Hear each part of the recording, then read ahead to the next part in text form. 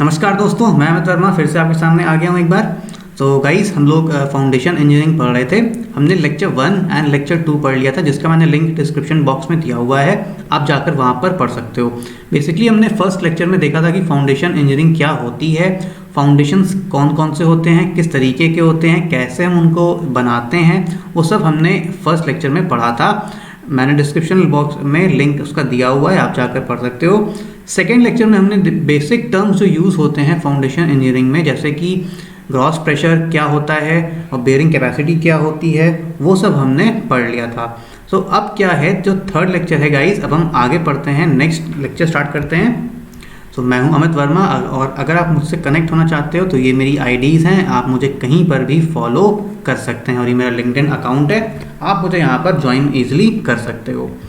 So guys, सबसे पहले हम देख लेते हैं, हमने पढ़ा था bearing capacity of shallow foundation. हमने सबसे पहले पढ़ा था बेयरिंग कैपेसिटी क्या होती है। सो बेयरिंग कैपेसिटी बेसिकली सॉइल की एबिलिटी होती है लोड कैरी करने की, यानी कि सॉइल की क्षमता लोड कैरी करने की, सॉइल की क्षमता लोड कैरी करने की विदाउट एनी फेलियर, यानी कि बिना फेलियर हुए जो लोड सॉइल सहन ले सकता है या अपने ऊपर कैरी कर सकता है, that is known as bearing capacity of that soil. तो अब कैसे डिटरमाइन करते हैं, इस लेक्चर में हम देखते हैं। कुछ मेथड्स हैं हमारे पास, जैसे कि एनालिटिकल मेथड हो गया, बिल्डिंग कोड्स हो गए, एंड फील्ड टेस्ट मेथड हो गया। एनालिटिकल मेथड क्या होता है, बिल्डिंग कोड्स मेथड क्या होते हैं, और फील्ड टेस्ट मेथड क्या होते हैं, ये हम अब डीप में पढ़ेंगे। सो गाइस, जो बेसिकली जो एनालिटिकल मेथड है, ये आपका शेयर फेलियर क्राइटेरिया पे बेस्ड है, that is this is based on share failure criteria, यानी कि किस तरीके से कैसे सॉइल फेल करता है, उस तरीके से हम डिटरमाइन करते हैं सॉइल की बेयरिंग कैपेसिटी। फिर आपका सेकंड आता है बिल्डिंग कोड, यानी कि जो कोड्स आपके जो अवेलेबल हैं, जो आईएस कोड्स अवेलेबल हैं, या फिर जो कोड्स अवेलेबल हैं, उसके अकॉर्डिंग हम कैसे बेयरिंग कैपेसिटी निकालते हैं। सेकंड मेथड हमारा ये हो गया। और थर्ड मेथड जो होता है, ये फील्ड टेस्ट मेथड होता है, यानी कि हम साइट पर जाकर के, ऑन साइट पे जाकर के कुछ इंस्ट्रूमेंट्स के ज़रिए, इंस्ट्रूमेंट्स एंड मशीन्स के ज़रिए हम क्या करते हैं, वहाँ की फील्ड टेस्ट डाटा कलेक्ट करते हैं, यानी कि वहाँ पर जाकर फील्ड में जाने के बाद हम वहाँ की बेयरिंग कैपेसिटी सॉइल की फाइंड आउट करते हैं। ये बेसिकली हैवी कंस्ट्रक्शन प्रोजेक्ट्स में करते हैं, जहाँ पर हमारा प्रोजेक्ट बहुत ज़्यादा मेजर हाई होता है, ठीक है। सो गाइस, उसमें कौन कौन से टेस्ट होते हैं, सबसे पहले आपका आता है स्टैंडर्ड पेनिट्रेशन टेस्ट, इसमें एसपीडी टेस्ट कहते हैं। फिर आपका आता है प्लेट लोड टेस्ट, फिर आपका आता है स्टैटिक कोन पेनिट्रेशन टेस्ट।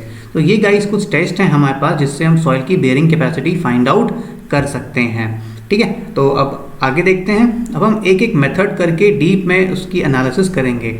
आज हम इस लेक्चर में बेसिकली एनालिटिकल मेथड इसका यूज़ करेंगे, कि एनालिटिकल मेथड से हम देखेंगे कि फेलियर क्राइटेरियन से हम किस तरीके से बेयरिंग कैपेसिटी फाइंड आउट कर सकते हैं किसी भी सॉइल की।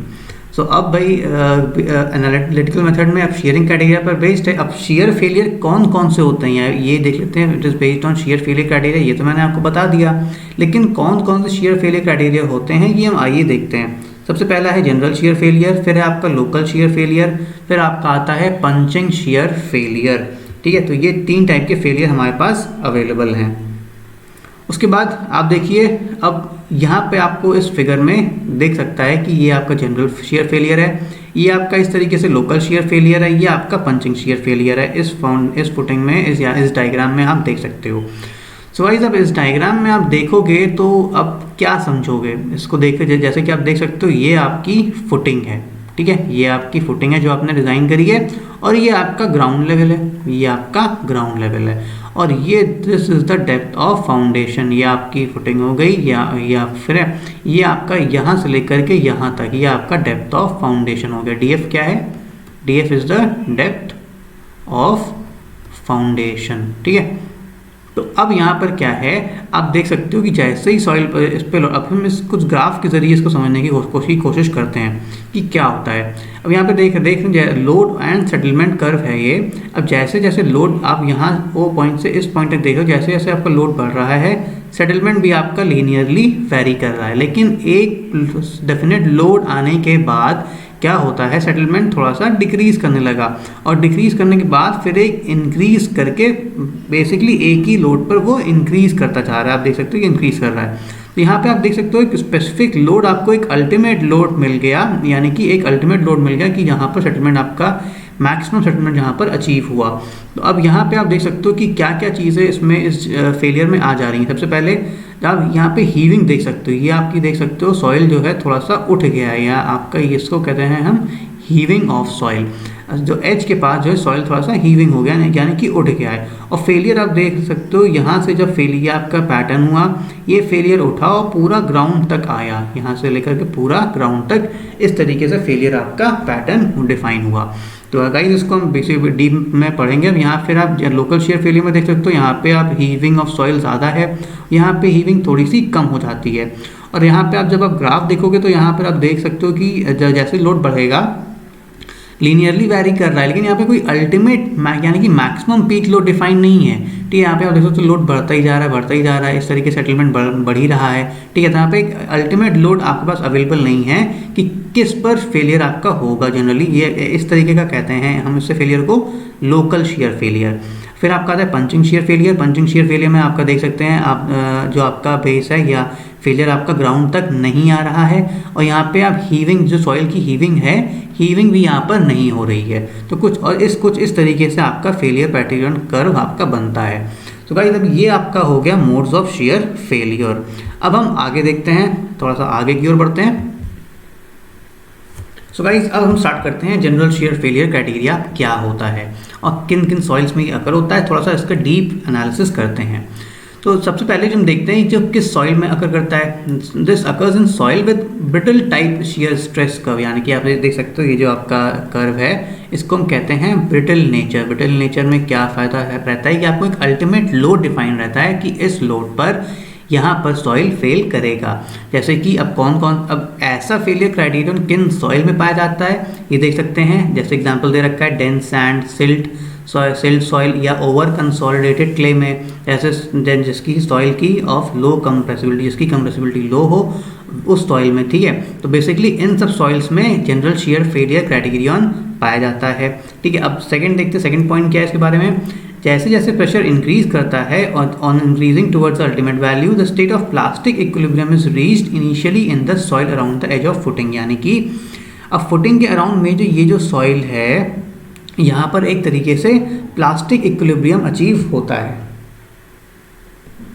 यहाँ पे आप देख सकते हैं कि यहाँ पे एक कुछ पैसिव, ये जो आपने यहाँ पर जैसे कि स्टैटिक प्लास्टिक इक्विलिब्रियम रीच हुआ है फुटिंग के जस्ट नीचे, तो यहाँ पे पैसिव प्रेशर लगेगा। ये जो आप देख सकते हैं ये इस तरीके से ये जो लग रहा है, this is passive earth pressure. ये है हमारा पैसिव अर्थ प्रेशर।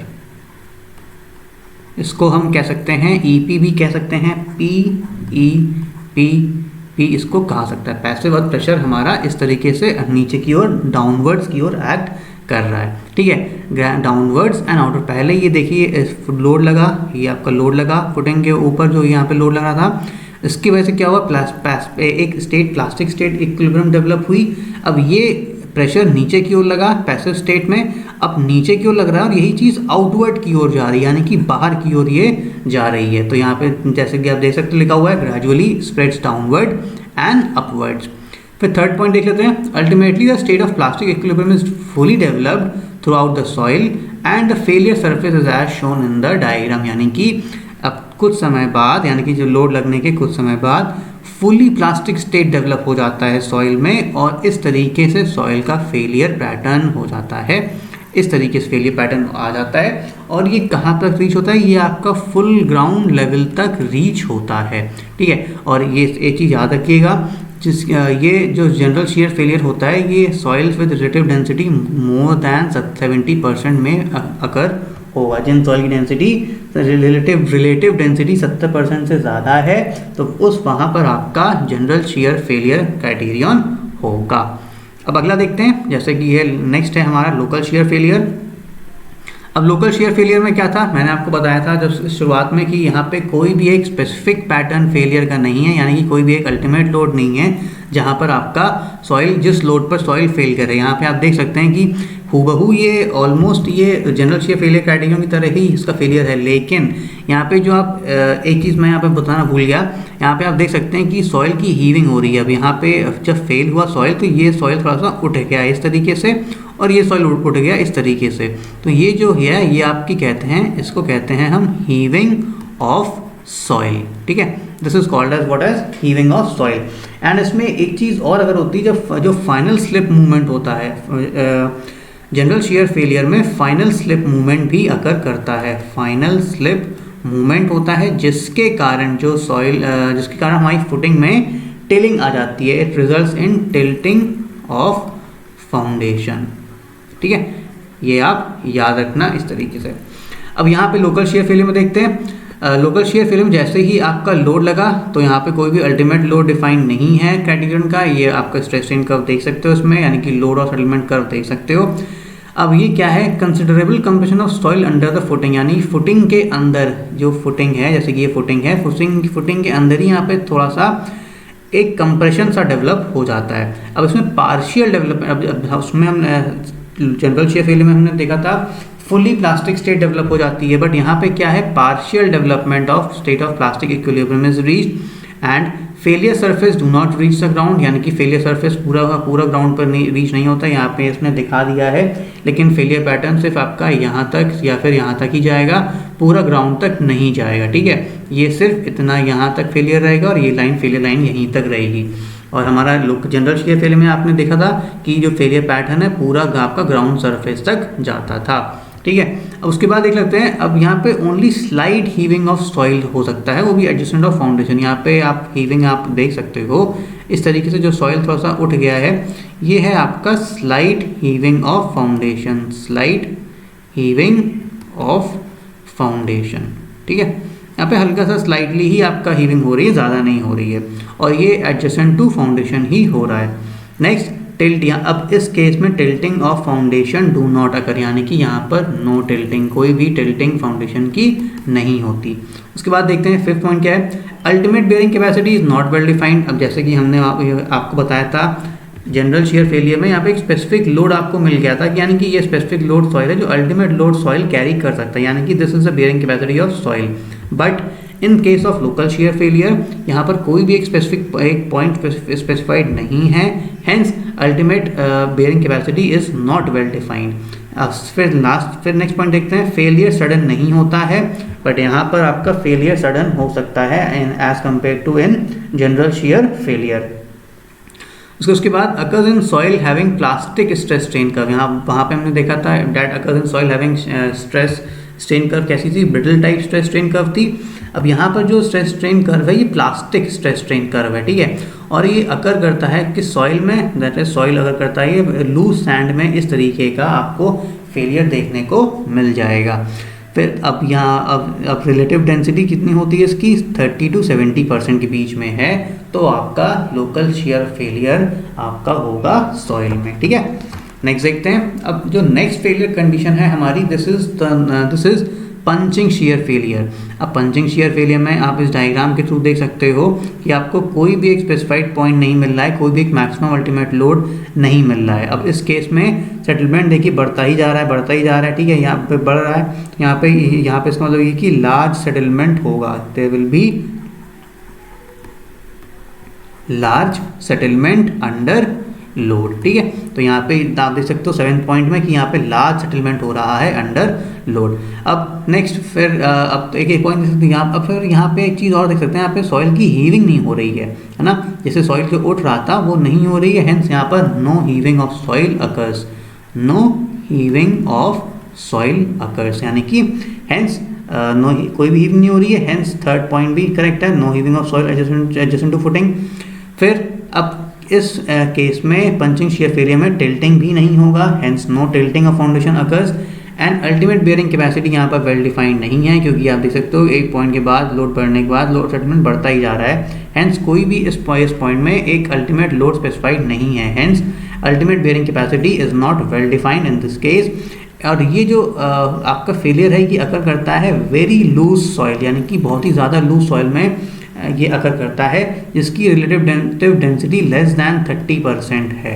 ठीक है, तो उसमें ये अकर करता है, hence 6 is the correct answer for this, sorry, यहाँ पे आप देख सकते हैं कि 6 पॉइंट में आप देख सकते हैं कि it occurs in with relatively density, उस सॉइल में अगर करता है जिसकी रिलेटिव डेंसिटी 30% से कम होती है।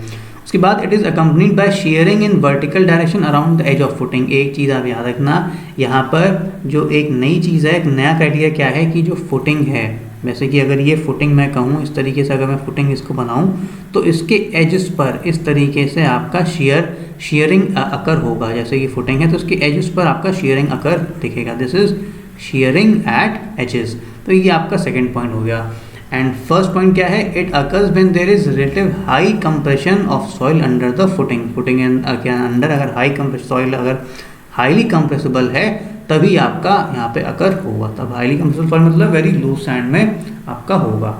अब शैलो फाउंडेशंस, अब किस फाउंडेशन में अगर करते हैं, आप देख सकते हैं कि shallow foundation in loose sand and deep foundation have generally punching shear failure. यानी कि शैलो फाउंडेशन में अब में भी अकर हो सकता है जब लूज सैंड हो, लेकिन मोस्टली ये डीप फाउंडेशन में ही इस फेलियर को पाया जाता है। ठीक है, तो इस तरीके से गाइस आप देख सकते हो कि जो मैंने आपको टिल्टिंग ऑफ बताया था, ये यहाँ पे आप देख सकते हो ये जनरल शियर फेलियर है। कुछ इस तरीके से टिल्टिंग हो रही है, इसमें से भी हल्का सा राइज करके मोमेंट राइज थोड़ा सा ही टिल्ट हो रहा है। यहाँ पे फेलियर ऊपर तक पहुँच रहा है ग्राउंड के, ठीक है, यहाँ पर फेलियर ऊपर नहीं पहुँच रहा है, जनरली कंप्रेशन यहीं पर हो रहा है। अब यहाँ पर इसमें देख सकते हैं आप कि फुटिंग नीचे पहुँची, अब इसके साइड्स पर शियर डेवलप हुआ। तो यहाँ पे छोटा सा ये ग्राफ आप देख सकते हो, और ये मैंने यहाँ पे मेंशन किया हुआ है कि जनरल शियर डेंस सैंड में, डेंस सॉइल में, नॉर्मली कंसोलिडेटेड क्लेज में, फिर डिफाइंड फेलियर सरफेस होता है, यानी कि और इसमें सडन फेलियर हो सकता है, फास्ट फेलियर हो सकता है इस केस में। ठीक है, अब लोकल शियर फेलियर में इंटरमीडिएट केस होता है जिसमें ग्रेजुअल हल्के हल्के फेल करेगा, धीरे धीरे ही फेल करेगा और ग्राउंड तक ये इसका फेलियर नहीं पहुँचेगा। फिर आपका आता है punching shear failure. Punching shear failure में क्या होता है कि जो आपका फुटिंग है वो आपका नीचे ही जाता रहता है, ठीक है, और उसमें फेलियर सरफेस कोई भी वेल डिफाइंड नहीं होता, and this is also a gradual failure for this kind. ठीक है, तो गाइस यहाँ पे आप देख सकते हैं कि हमने कौन से फाउंडेशन पढ़ लिए हैं और फाउंडेशन में किस तरीके से शियर फेलियर के कैटेगरी से हम बेयरिंग कैपेसिटी फाइंड आउट कर सकते हैं। ठीक है, तो अब एक लास्ट टाइम थोड़ा सा रिवीजन है। अगर फॉर एक चीज़ मैं बताना चाहूँगा, यहाँ पे लिख देता हूँ एक बार, for phi value is less than or equal to 29 degree, तो उस केस में आपका लोकल शियर फेलियर होगा, it will be local shear failure होगा। ठीक है, एंड अगर phi is greater than 36 degree then they will be occur general shear failure. ये मैंने गाइस बताना भूल गया था उसमें, बट यहाँ पे आप याद रखना, ये चीज़ याद रखना। और अगर इसके बीच में होगा then it will be a punching shear failure. ठीक है, जनरली याद करना कि ये जो फाई वैल्यू है सॉइल की वो लोकल शियर फेलियर के लिए 29 डिग्री से कम होगी, और अगर जनरल शियर फेलियर होगा तो उसके लिए फाई की वैल्यू, फाई क्या है, angle of internal coefficient of soil, अगर इसकी वैल्यू 29 से कम है तो वहाँ पे लोकल शियर फेलियर होगा, और अगर 36 से ज़्यादा है तो वहाँ पे जनरल शियर फेलियर अकर करेगा। ये बेसिकली आपका क्वेश्चन में दिया रहता है कि आपको जब भी वैल्यूज़ आपको फाइंड करनी होती है वहाँ पर ये वैल्यूज़ आपकी दी रखी होती हैं। So guys, thank you for watching this video. अगर आपको अच्छा लगे तो प्लीज़ इसको लाइक शेयर सब्सक्राइब जरूर करिए हमारे चैनल को, and keep watching our video. और मैंने 2 वीडियोज़ जो फाउंडेशन के पहले वाले हैं वो मैंने लिंक डिस्क्रिप्शन बॉक्स में डाल दिए हैं, जिसने नहीं देखे हैं वो प्लीज़ जाकर उनको देखें, उसके बाद ही इस लेक्चर को समझें। So guys, thank you for watching this video. Thank you, thanks.